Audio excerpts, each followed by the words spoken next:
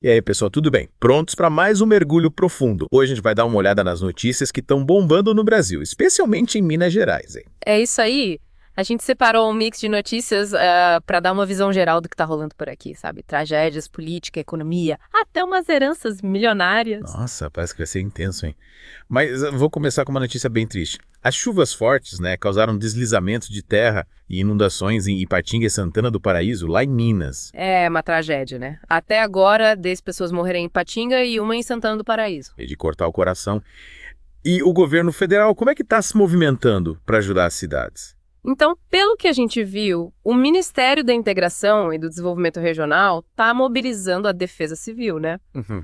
O ministro, inclusive, conversou com os prefeitos das cidades, oferecendo apoio e solidariedade.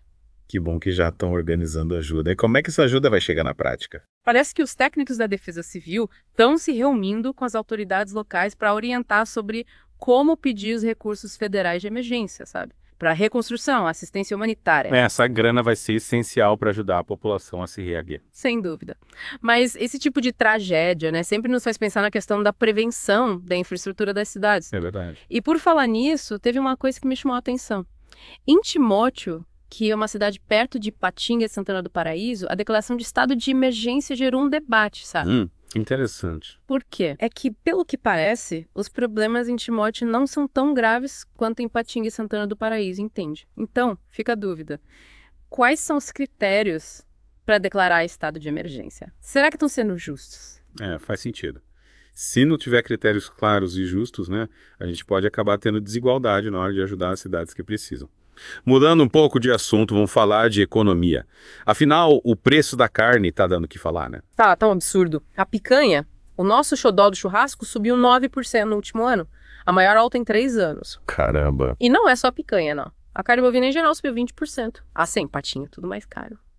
Depois de um período de, uma certa estabilidade, vem essa alta, né? Um baque no orçamento, com certeza. Total, imagina o brasileiro adora um churrasco e agora vai ter que repensar o cardápio, né? Pois é. Mas, nem tudo são más notícias, tá? O presidente Lula sancionou um projeto de lei para renegociar as dívidas dos estados com a União.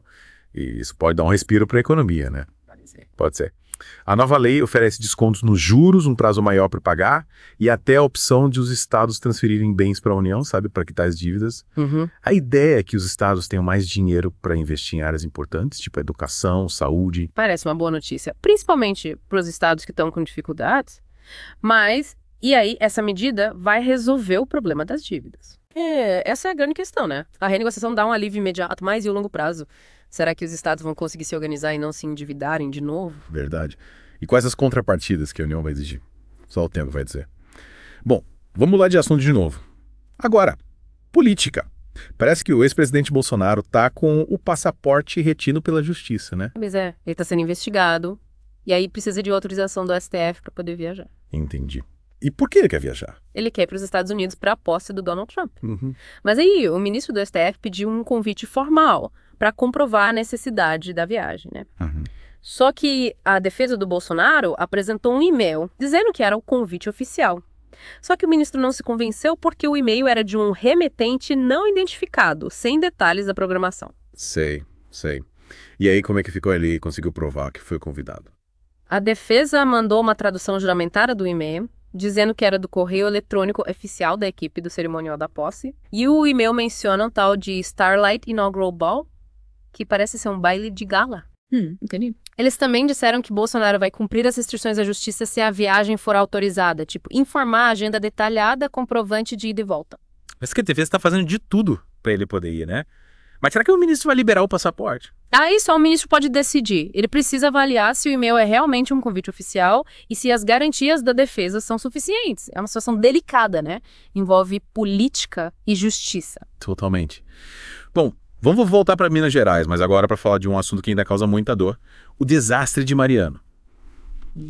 Anos se passaram, mas as consequências ainda são sentidas, né? Com certeza. E tem um novo acordo para reparação dos danos, mas a adesão dos municípios mineiros está baixa, sabe? Ué. Menos de 16% assinaram. Nossa, tão pouco. Por que será? A Associação Mineira de Municípios está recomendando que os prefeitos façam uma análise jurídica antes de assinar, para ter certeza de que entendem tudo direitinho. Afinal, o acordo envolve bilhões de reais. É muita responsabilidade. E o que esse acordo propõe exatamente? Ele prevê o pagamento de uma grana alta para ações de reparação, sabe? Compensação pelos danos, reconstrução. E uma parte dessa grana vai para os municípios afetados. Mas o presidente da associação, ele defende que todos os municípios de Minas Gerais sejam incluídos no acordo. E não só os que foram diretamente atingidos. Que interessante. Qual a justificativa dele? Ele argumenta que o impacto, né, vai além das cidades que foram atingidas pela lama. A contaminação do Rio Doce, por exemplo, afetou várias cidades ao longo do rio. Faz sentido. É uma discussão complexa que envolve justiça ambiental, responsabilidade social. E esse novo acordo reacende o debate sobre como garantir a reparação total dos danos, sabe? Não é só dinheiro, tem que pensar na recuperação ambiental, social. É verdade. E por falar em grana, vamos para uma notícia mais leve, que envolve um ícone da TV brasileira. A herança do Silvio Santos. Ele faleceu em 2024, deixando um império bilionário. E a herança foi bem maior do que todo mundo imaginava, né? Inicialmente achavam que eram 1,6 bilhão de reais, mas as herdeiras, a viúva e as filhas revelaram que o valor real é 6,4 bilhões. Uau, que diferença. Como assim? A maior parte da fortuna do Silvio Santos estava numa empresa nas Bahamas. E essa empresa, tinha 429 milhões de reais que não tinham sido contabilizados nas primeiras estimativas. Nossa, que reviravolta. As herdeiras conseguiram na justiça não pagar imposto sobre essa parte do patrimônio porque os bens estão no exterior. Caramba. Essa revelação da fortuna do Silvio Santos faz a gente pensar na concentração de riqueza no Brasil, né? Sim, é um assunto complexo que gera muita discussão. Sem dúvida. Bom, vamos voltar para um caso que chocou o país. O do bolo envenenado no Rio Grande do Sul. A polícia está investigando se a suspeita de ter matado familiares com bolo envenenado com arsênio também matou o próprio pai. Parece que o pai dela morreu em 2020, disse Rose. Mas agora a polícia acha que ele pode ter sido envenenado também com pequenas doses de arsênio ao longo do tempo. Meu Deus. Que horror.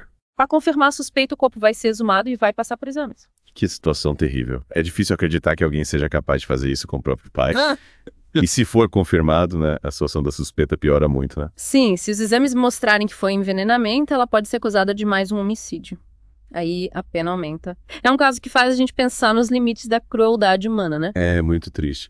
Bom, voltando para a economia, a gente tem que falar de novo do preço da carne, que está cada vez mais alto, né?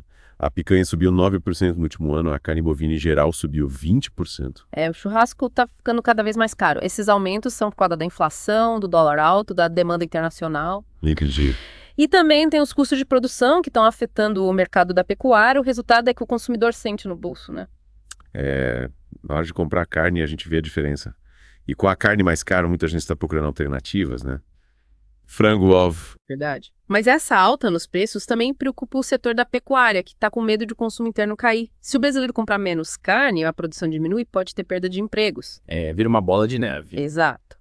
E aí o governo precisa encontrar soluções para conter a inflação e estimular a economia. É um desafio tanto. E o que o governo está fazendo para tentar controlar a alta da carne? Tem algumas medidas para controlar a inflação de modo geral, tipo aumentar os juros, controlar os gastos públicos.